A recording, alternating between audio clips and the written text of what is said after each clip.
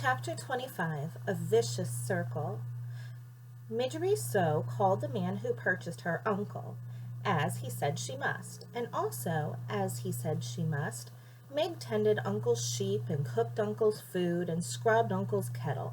She did all of this without a word of thanks or praise from the man himself.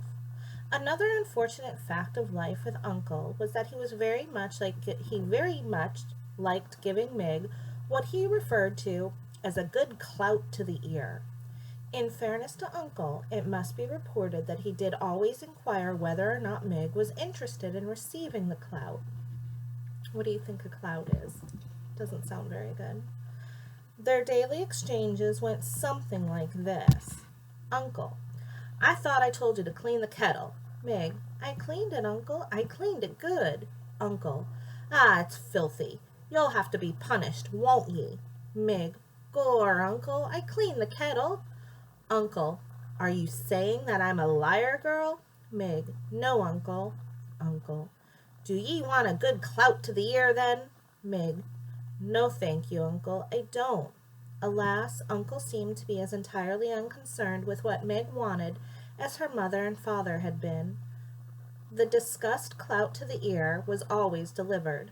Delivered, I'm afraid, with a great deal of enthusiasm on Uncle's part, and received with absolutely no enthusiasm at all on the part of Meg. He was hitting her in the ear. These clouts were alarmingly frequent, and Uncle was scrupulously fair in paying attention to both the right and left side of Midgery So. So it was that, after the time, the young Meg's ears came to resemble not so much ears as pieces of cauliflower stuck to either side of her head, and they became about as useful to her as pieces of cauliflower. That is to say, they all but ceased their functioning as ears.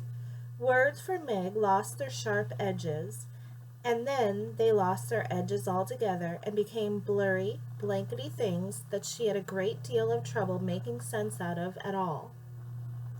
The less Meg heard, the less she understood. The less she understood, the more things she did wrong, and the more things she did wrong, the more clouts to the ear she received, and the less she heard.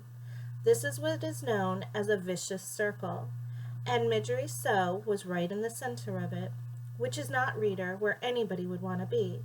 But then, as you know, what Midgery So wanted had never been much of any concern.